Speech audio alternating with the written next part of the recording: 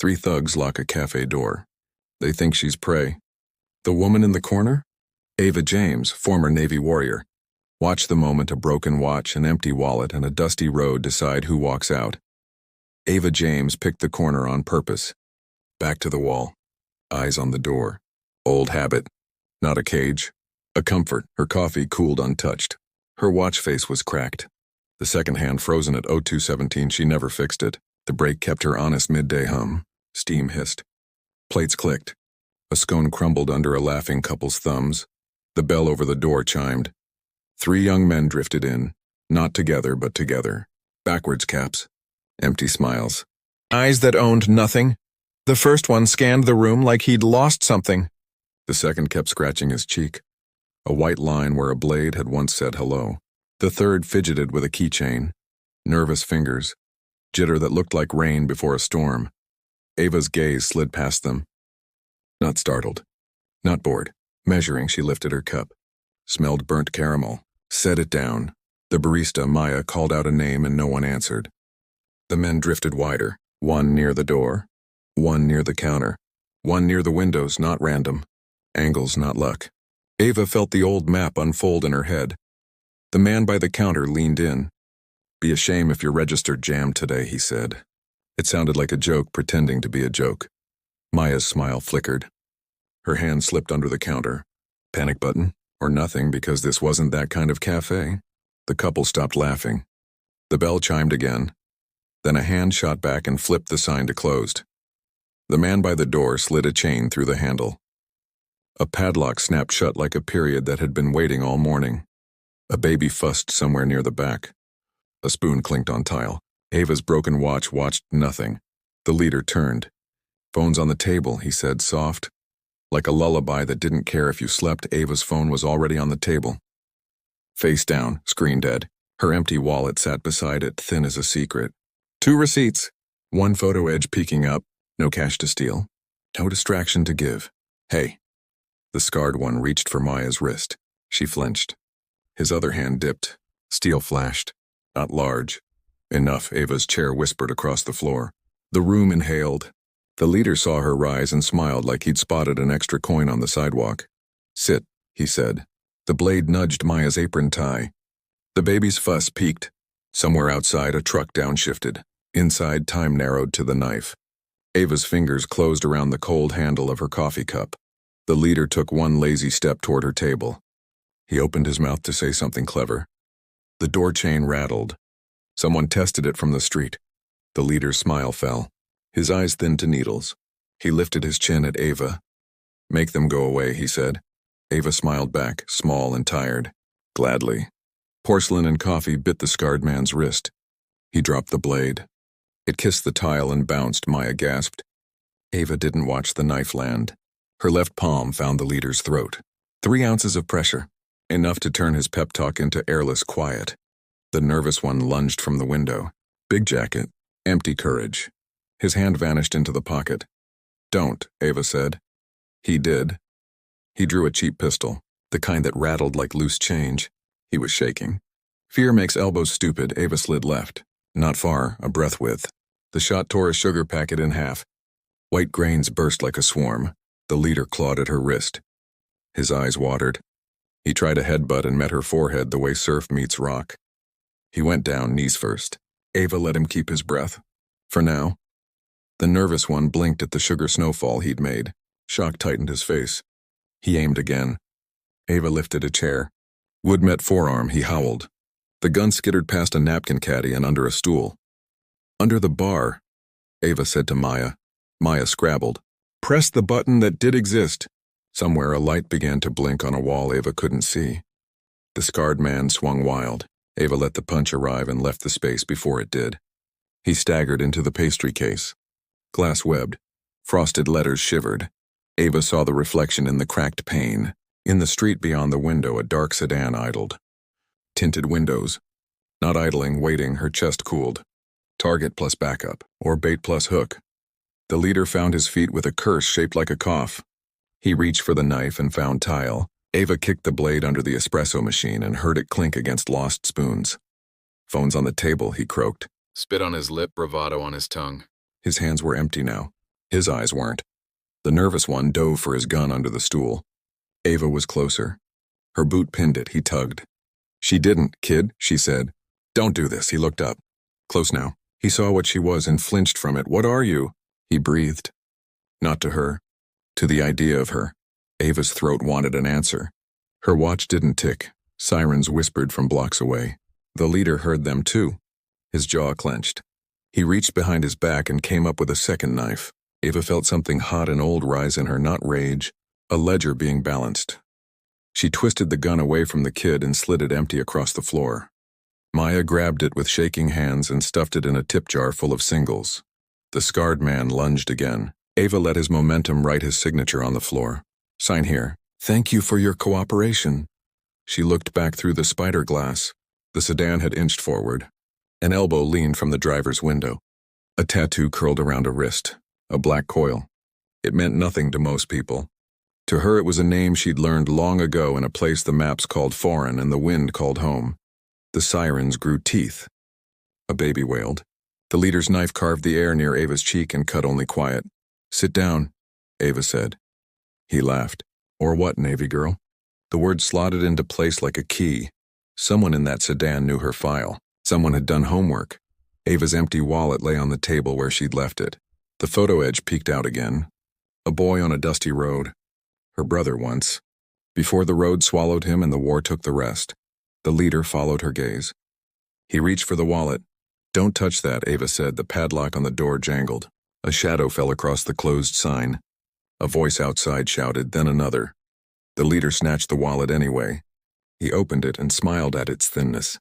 Poor hero, he said, and flicked the photo into the air. Ava caught it by the corner. Something inside her decided the bill had come due. Her heel found the leader's knee. He went down again. She stepped over him toward the windows. The sedan's back door opened. One foot stepped out. Polished boot, no rush. Like a man arriving late to his own party, Ava tasted metal that wasn't blood. Whoever was in that car hadn't come for coffee. He'd come for her. The cafe door chain rattled once more, and this time the lock snapped. Blue uniforms flooded the doorway. Guns up, voices loud. The leader spread his hands and found handcuffs for them. The scarred man stopped arguing with gravity. The nervous one cried without noise. Ava stepped back. Hands visible. Thumbs open. She didn't want a bullet delivered by surprise and apology. Officers swept the room. Maya sobbed and nodded. Statements later. Hearts now. Ava drifted to her table. She slid the photo back into the empty wallet. It closed like a book that had more chapters than she dared count. Outside, the sedan was gone. It had left only an oil bloom on asphalt and a tired ribbon of exhaust that pointed nowhere. The tattoo had been enough. A coil around her wrist. The kind drawn to show loyalty to a thing that ate loyalties for sport. A detective with coffee breath asked her name. Ava James. Occupation? Student, she said. It fit like someone else's coat. He frowned at the shattered case and the leader's groan. You trained somewhere, Ms. James? Long time ago, she said. They wanted her to sit on an ambulance bumper. She did. They offered a blanket she didn't need. She didn't take it. Her watch still said 02:17. The second hand refused to move just because a day had. She stared at it and heard the sea in her head. Night water.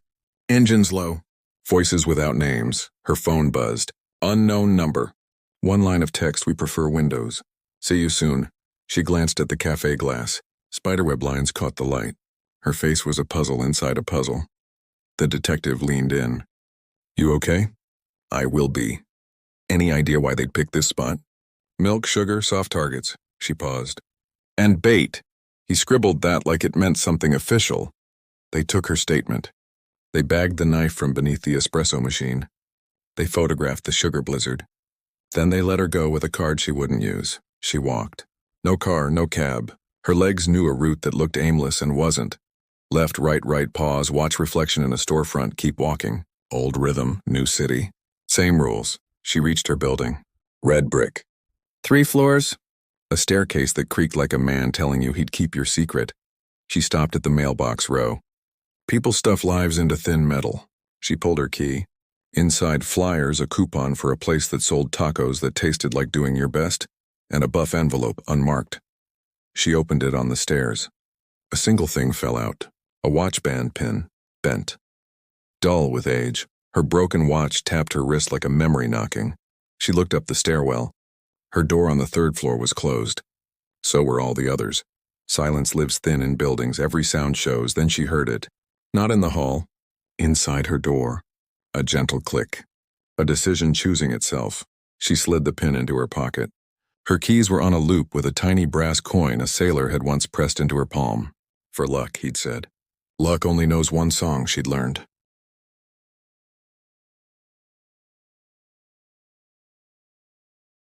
It ends in a minor key, Ava climbed. At the second landing, she stopped and knelt. She pressed her fingers under the door of apartment 2B. Old floor dust came away gray as a storm sky. She pressed it along her jaw like paint. Not for show, for scent, for the place she was about to be in again. At the third floor, she stood in front of her door and breathed once. Then she knocked. Inside, a chair leg scraped. A man's voice, surprised and angry, told someone else to hush. A heel scuffed. A whisper tried to become an order. It failed, Ava smiled. She'd chosen the knock for them. It meant they'd move. People always moved when they wanted you to think they hadn't. She turned the key. She pushed the door an inch. Then she pushed it all the way. Her living room was tidy and wrong. Cushion pulled too square. Curtain settled too careful. The dusty road of footprints ran across her rug and into her kitchen. A man stood by her sink with his palms up. Another stood by the window, the coil tattoo around his wrist smiling like a snake. Between them, a third man held a photo he shouldn't have had. A boy on a dusty road, her brother once. Evening, Ms. James, the coil said. We're here to say welcome home. Ava shut the door behind her. The click felt like a bell being struck underwater. She set her empty wallet on the entry table. She took one step forward. The man by the sink lifted a pistol and sighted her heart. Don't make this hard, he said. Ava looked past him to the window. Behind it, the city was a smear of neon and rain. You already did, she said.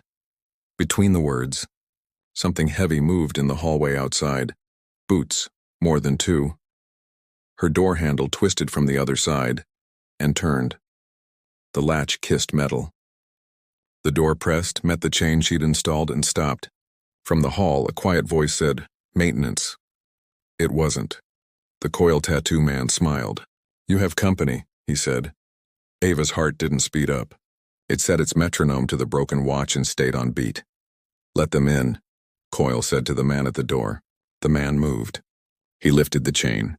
He paused to watch Ava. He liked being watched. Footfalls entered. 2, maybe 3. One heavier weight rolled to the outside edge of the boot. Old injury. Her mind made notes and put them in pockets. The new man who arrived wasn't new to trouble. Square shoulders, eyes like a level. He wore a suit that didn't forgive mistakes. He didn't introduce himself. He didn't need to, Miss James, he said. Sit, she did not, he gestured.